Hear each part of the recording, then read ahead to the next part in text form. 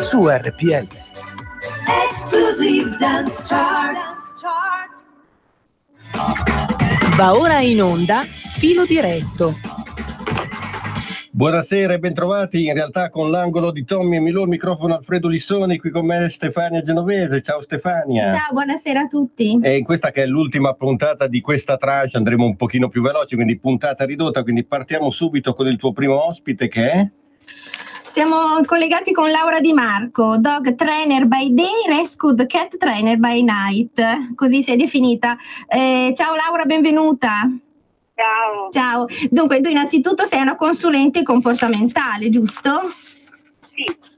Spiegami un pochino qual è la tua occupazione, cioè tu ti occupi di educazione, addestramento e recupero comportamentale di cani e gatti, giusto? Esatto, sì. Ecco. Sia per il cane che per il gatto. Per quanto riguarda il gatto, soprattutto diciamo nell'ambito dei problemi comportamentali. E poi con i miei gatti facciamo anche un pochino di addestramento come si fa con i cani. Ho capito. Senti, ma tu hai in programma anche dei seminari anche interessanti che appunto riguardano il comportamento del gatto? Sì, quest'anno abbiamo una bella lista di seminari in giro per l'Italia che puntano un pochino a far conoscere il più possibile la natura del gatto, i suoi bisogni e quali sono i bisogni per evitare soprattutto i problemi comportamentali e relazionali poi in famiglia. Ho capito. E quindi tu aiuti le persone a intessere un rapporto positivo anche col proprio gatto, col proprio cane, perché sai, la cosa che mi ha incuriosito molto di te è proprio questa tua autodefinizione di cat trainer, perché noi abbiamo avuto tanti dog trainer, ma cat trainer è una cosa un po' insolita.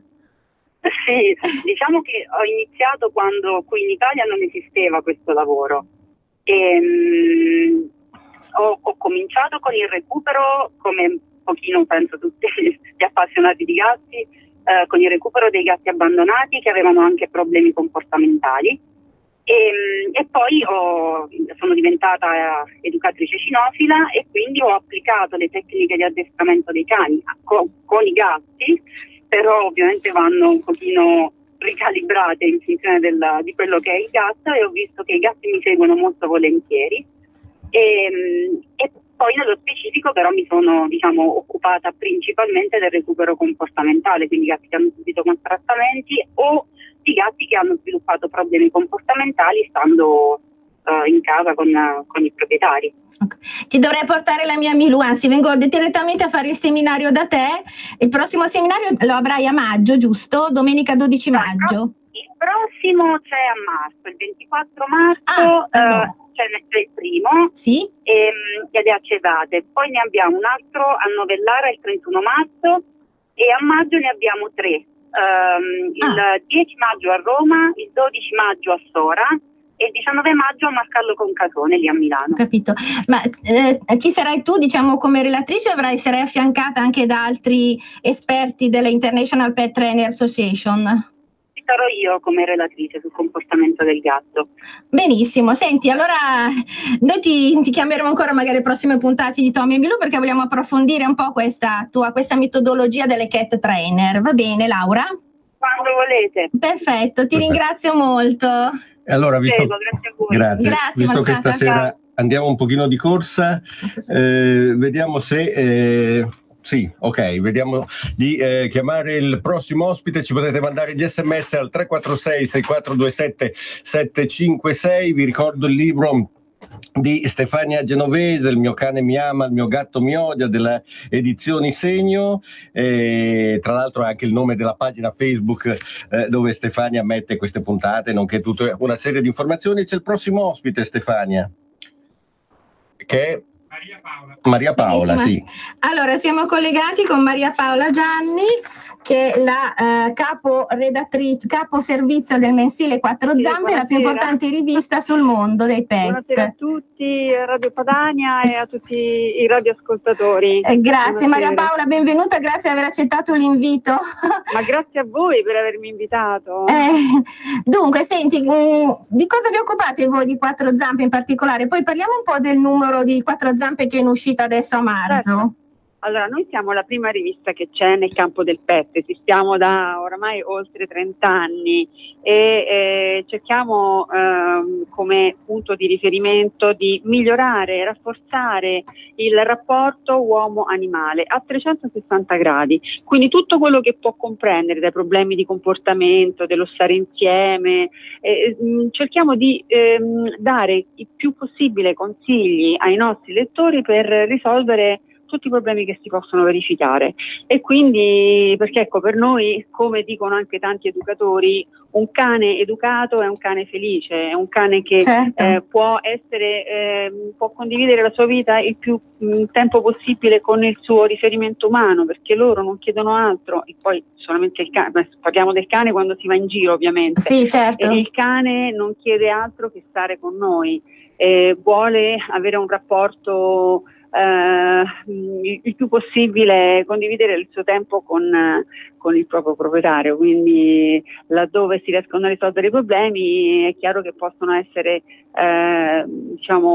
possono stare più con noi e restare meno confinati in casa e quindi intristirsi di meno, no? Cioè, ad esempio anche non so, mi può venire in mente la sindrome d'abbandono, no? Del cane che magari è stato adottato da poco e si trova negli agi di una casa, poi all'improvviso vede uscire il suo riferimento umano e comincia magari a distruggere parti della casa, no? Purtroppo succedono anche queste cose e quindi diciamo che con tutto un pool di nostri esperti cerchiamo di ogni volta approfondire un argomento diverso e diamo dei consigli su come risolverli, soprattutto perché dobbiamo cercare anche di leggere i loro comportamenti. Certo. Il cane e il gatto hanno delle posture, dei modi di comportarsi che ci comunicano tante cose, però molte volte siamo noi che non riusciamo a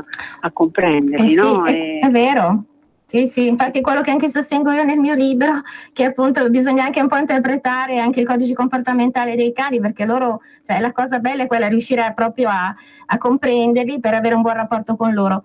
Senti, Susanna Tamaro di recente è stata vittima di un atto scellerato, gli hanno avvelenato uno dei suoi cani.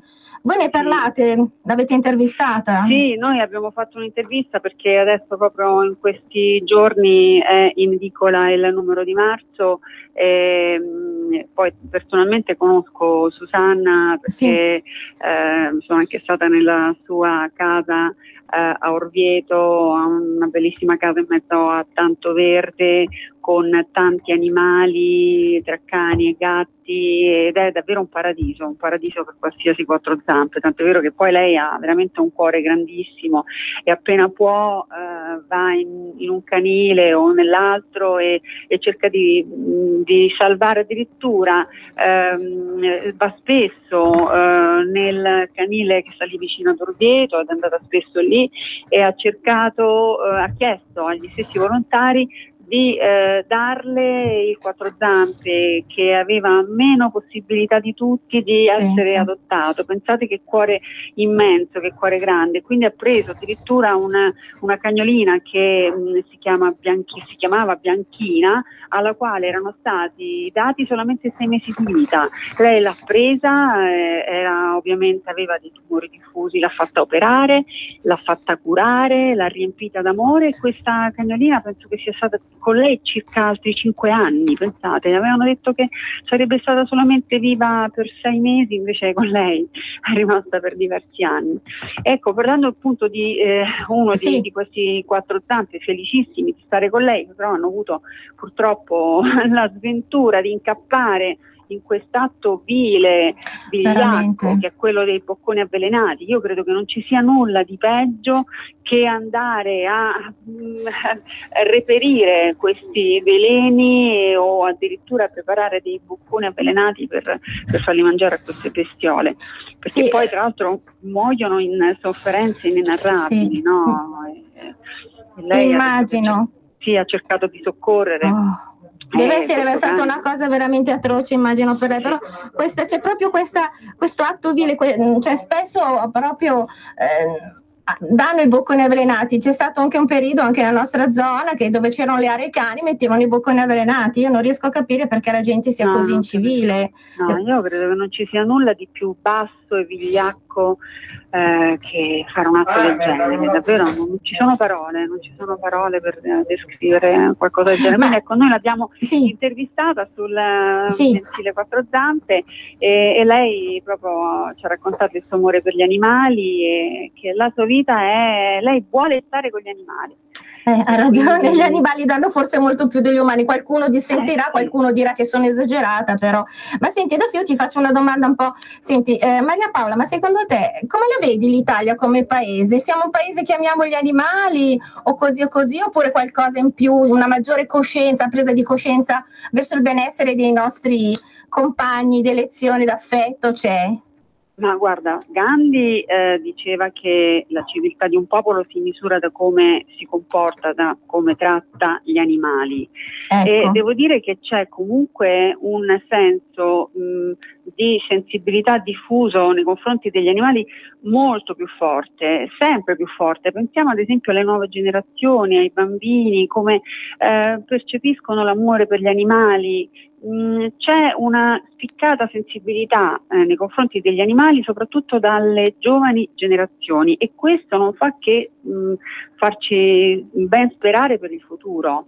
Questo, ecco, grazie anche molto, secondo me, all'informazione, forse anche un po' internet, la comunicazione, c'è una maggiore sensibilità. Certo, c'è ancora tanto da fare, ci sono ancora tante porte che non sono aperte ai nostri amici a quattro zampe. Noi spesso davvero cerchiamo anche come giornalisti di chiamare, io ecco anche prima ad esempio poco fa, siccome c'era una compagnia, c'è un nostro lettore che ci ha raccontato di essere stato di recente in Grecia e ha preso un traghetto a gennaio, e pensate, di una compagnia che praticamente non ha permesso al cane di entrare in cabina.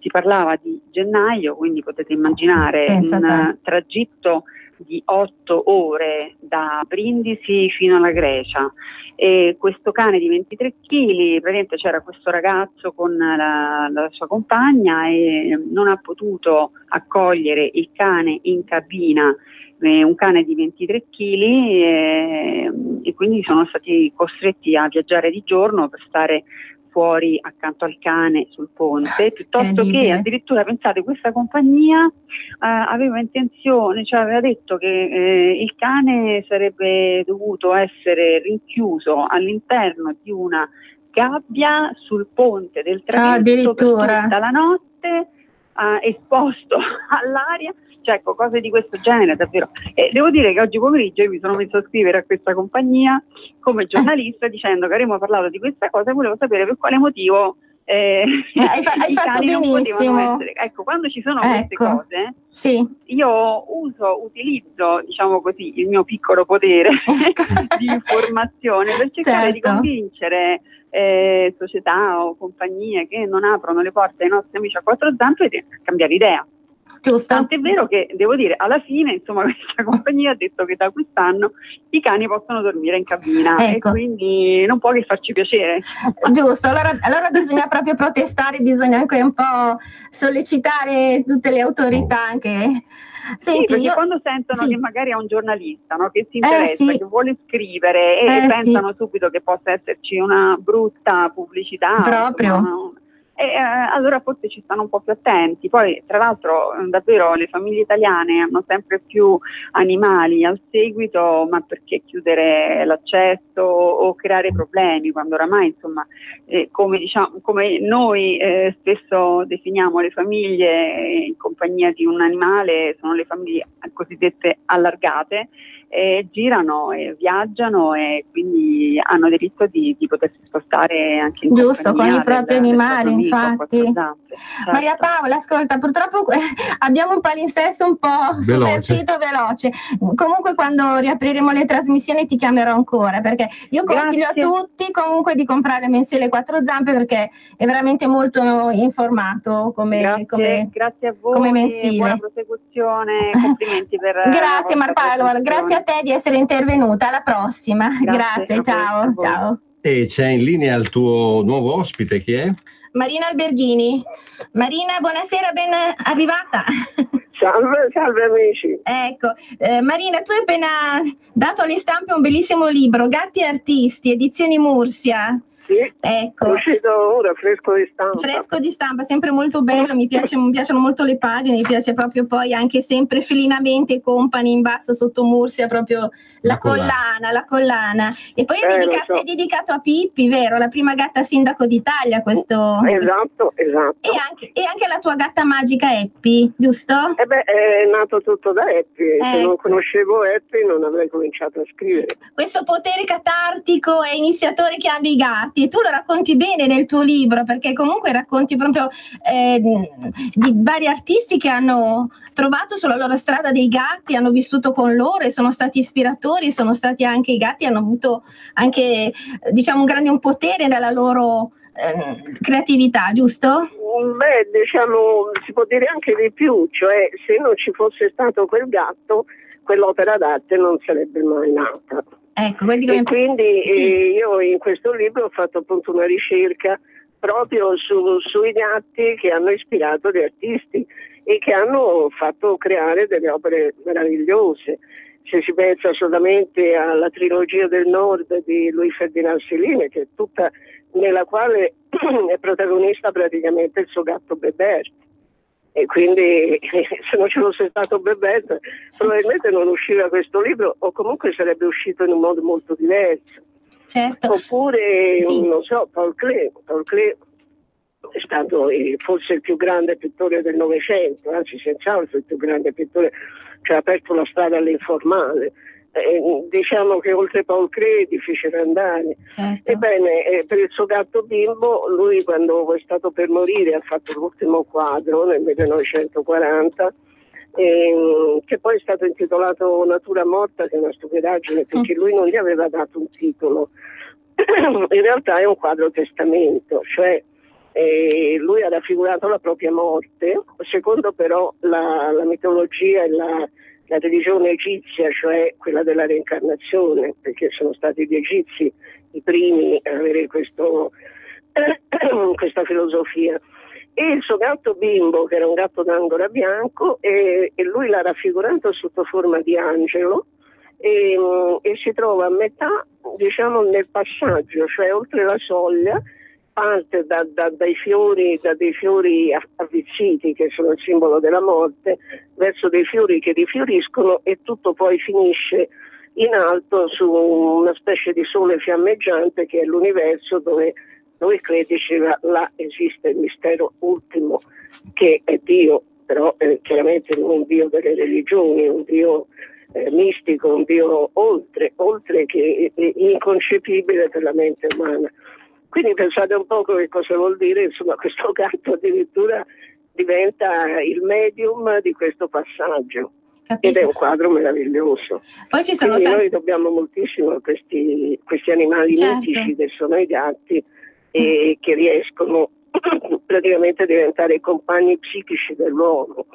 Ci sono tanti altri artisti, anche poeti, di cui tu racconti, c'è Charles Baudelaire, poi c'è anche Manet, anche loro hanno avuto dei gatti che sono stati i loro numi tutelari. Certo, per esempio Manet aveva una gatta nera che si chiamava Olimpia, gli era stata regalata da Baudelaire, e il suo quadro praticamente il suo quadro capolavoro, che è intitolato Olimpia, che lo vediamo sul libro, nel quale c'è questa cortigiana stesa sul letto, e in fondo al letto, sullo sfondo c'è una negra che gli porta un mazzo di fiori, e poi in fondo ai piedi del letto c'è un gatto nero. Questo gatto nero è la gatta Olimpia, perché era la gatta di casa Manet, e quindi il titolo del quadro, Olimpia, è la gatta, non è la cortigiana, perché poi tra l'altro la modella si chiamava Victorine Merin, che è tutta un'altra cosa.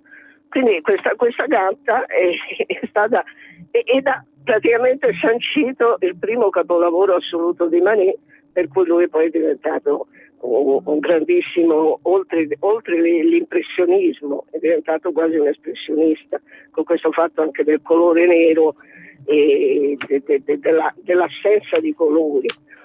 E quindi questo è un esempio di pittori. Ma poi un'altra cosa molto divertente che non tutti sanno è che il famoso gatto con gli stivali, che conoscono tutti di questa fiaba, sì, in realtà era una gatta.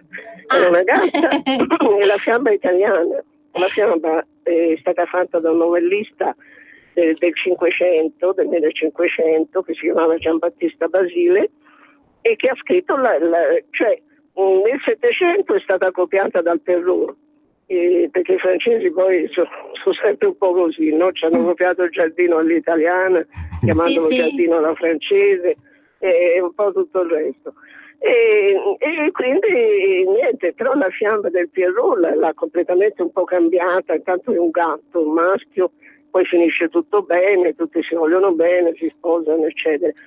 Invece la fiaba, quella del Basile, la storia è la stessa, cioè questo poveraccio che ha avuto in eredità un gatto, anzi una gatta, e che poi questa gatta, parlando con re, insomma riesce poi a farlo apparire uno ricchissimo, e quindi poi fare sposare la figlia del re.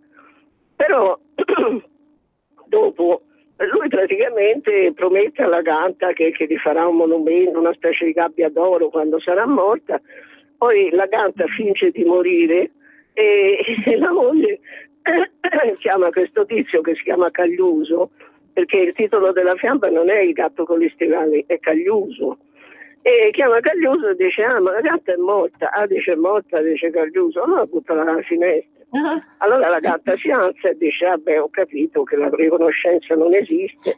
E allora Cagliuso chiede perdono, ma la gatta se ne va e va per altri lidi dicendo: non c'è da fidarsi degli uomini. Quindi è molto più amaro come finale, però certo, molto più realistico. Sì, è vero, come tu lo racconti, infatti vedo proprio che... Senti, e cosa mi dici di Kiki, la seduttrice che era la gatta di Colette, giusto? Sì, dunque Colette ha sempre avuto più che altro gatti certosini, però anche molti gatti adottati. C'è per esempio un suo racconto, anzi diciamo un suo ricordo, una specie di diario di questa gatta che quando lei scende dal metro hotel la segue, dice: oh, finalmente ti ho riconosciuto, vai, portami nella tua casa, io aspettavo solo te. La segue e entra poi in casa e diventa una delle sue gatte, dei suoi gatti. Lei però amava molto i certosini, che sono dei gatti grigi, diciamo dei gatti francesi, il gatto nazionale francese. E questo libro meraviglioso che è intitolato La gatta, praticamente è dedicato alla sua gatta Kiki, che però nel libro si chiama Sahar. E il libro è una schermaglia, una lotta praticamente tra un uomo, la moglie e la gatta. E la moglie viene fuori dunque che la moglie in confronto alla gatta praticamente è un essere volgarissimo, che sbraita, è attaccata ai soldi, fa l'amore in un modo volgare, chiamandolo, allettandolo, ma però sempre in modo molto volgare. La gatta invece è una raffinatezza enorme, raffinata nel rapporto con lui, elegante, silenziosa, discreta, e la moglie a un certo punto comincia a odiarla perché comincia a essere gelosa, finché a un certo momento cerca di ucciderla, e lui però se ne accorge e si separano, insomma la moglie se ne va, ed è molto bello il finale perché lui mentre la moglie si allontana perché ormai ha capito che è finita, lui sta su una sdraio e tutto a un tratto, scrive Colette, a un tratto sorge prodigiosamente la gatta, e la gatta guarda la sua rivale che lei ha vinto, e lui comincia a giocare con delle cose, così, dice, delle castagne d'India che sono lì come se fosse un gatto. Cioè praticamente in quel momento la gatta è come una donna gelosa che ha vinto, mentre lui è diventato un gatto perché gioca come se fosse un gatto. E il risultato, cioè la conclusione è questa, che si nasce homme chat e femme chat, cioè uomo gatto, donna gatto, e sia completamente diverso da tutto il resto del mondo. Marina, noi ti inviteremo prossimamente quando faremo il ciclo di Tombe e Milù. Ricordiamo il tuo bellissimo libro Gatti Artisti, Marina Alberghini, che è una saggista, storica dell'arte, esperta proprio di gatti. Edito da Murcia. Buona Sono serata. sempre disponibile, cioè, ci sono tante di quelle cose da dire che non avete sì, idea. lo so, bellissimo il tuo libro. Grazie Marina, grazie, alla Grazie prossima, a buona voi, serata. buon lavoro. Grazie. L'ultimo ospite, Stefania. Allora abbiamo il dottor Stefano Raimondi, Che è un veterinario. Buonasera dottore. Buonasera. Buonasera. Senta, Buonasera. buonasera. Senta dottore, ci parli un po', lei è il veterinario dell'Oasi di Vanzago, ci parli un po' della situazione dell'Oasi di Vanzago, degli animali che salvate quotidianamente, voi recuperate anche animali selvatici? Allora, io oltre appunto ai classici cani e gatti lavoro in questo centro recupero fauna selvatica del WWF, che è sito nella riserva naturale di Vanzago, nel bosco WWF di Vanzago. Allora, ricoveriamo tutta la fauna selvatica autoctona, cioè la fauna nostra, locale, selvatica, quindi dal gufo alla civetta, alla volpe, al capriolo, al riccio, eccetera, che vengono trovati in difficoltà sul territorio. Le cose importanti, diciamo, che vorrei, così, i punti salienti di questo periodo sono due sostanzialmente. Uno, che si avvicina diciamo, il periodo della primavera, e quindi sarà normale, questo è l'invito che faccio a tutti gli ascoltatori, sarà normale trovare il giovane merlo, il giovane passero, ma anche i giovani rapaci e soprattutto i piccoli di capriolo, trovarli nella natura, in un bosco, in un prato, sotto una siepe. In ambito cittadino ormai molti passeriformi nidificano senza problemi, quindi sarà normalissimo trovare dei giovani di queste specie che magari vanno a rifugiarsi nell'erba alta, sotto una siepe, in un buio. La cosa migliore, ed è questo l'invito, è lasciarli dove sono. Infatti, sì, giusto? È lasciarli dove sono, perché i genitori sono lì, i genitori li accudiscono, e anche se non sono in grado di volare ancora perché non hanno magari completato completamente il piumaggio, i genitori li accudiscono fin quando non saranno in grado di saltare sui rami un po' più alti e via via prendere il volo normalmente. Quindi l'invito è questo, perché ci vengono portati nei mesi di punta anche 40-50 animali al giorno. Ecco. Capirete che non è facile né poi svettarli, ovviamente come i genitori, per quanto noi ci impegniamo, ed è un lavoro che spesso appunto va a sovraccaricare una struttura che già di per sé è molto oberata di lavoro. L'altro punto purtroppo è poco piacevole, nel senso che questa struttura è vero che da una parte diciamo funziona molto bene, è la più vecchia della Lombardia, una delle più antiche di tutta Italia, ricoveriamo un numero di oltre 3.500 animali l'anno, quindi sono numeri molto alti e sono numeri che gli altri centri non fanno. Il problema nostro è che purtroppo dipendiamo dalle risorse date dalla regione e ultimamente, diciamo, queste risorse sono sempre un pochettino più esigue, quindi la struttura ovviamente ha necessità, e quindi l'invito anche sempre questo, nel senso che chi vuole collaborare sia come volontariato o anche chi vuole magari diciamo contribuire diciamo alla salvaguardia, alla tutela di queste specie, contribuire anche dando magari delle donazioni, piuttosto che può contattarci al centro recupero appunto di Vanzago. Benissimo, va bene, insomma incrociamo le dita, invitiamo tutti i nostri radioascoltatori che amano come noi gli animali a cercare anche in internet il sito dell'Oasi WWF di Vanzago per dare una mano. Sì. Più che Oasi WWF, diciamo la nostra è proprio il centro recupero, che è nell'Oasi WWF, ma sono due entità separate. L'ultimissima cosa che tengo a dire è che tra aprile e maggio verrà fatto, come ogni anno, il corso di formazione per i volontari del centro. Quindi telefonando si può iscriversi, sono 6 domeniche, 6 diciamo giornate tra sabati e domeniche a costo di 60 euro, comprendente anche l'iscrizione al WWF, e quindi uno, se ha una mezza intenzione di darsi una mano, o comunque anche per sua cultura generale o per sua curiosità personale, può appunto spendere queste 6 giornate per avere un'infarinatura, ecco, su quello che è la cura, la salvaguardia di questi animali. Benissimo, grazie mille dottore. Grazie a voi, grazie a voi, arrivederci, buonasera. E noi siamo arrivati alla conclusione, vi lasciamo al mitico Pellegrin che è tornato. Ciao Stefania. Ciao Alfredo, grazie a tutti, grazie anche al direttore Cainarca che mi ha dato la possibilità, grazie a Pellegrin che mi ha dato anche lui lo spazio, e vabbè, speriamo di ritornare, speriamo. Buona serata a tutti, grazie di averci seguito, salve. Avete ascoltato Filo Diretto,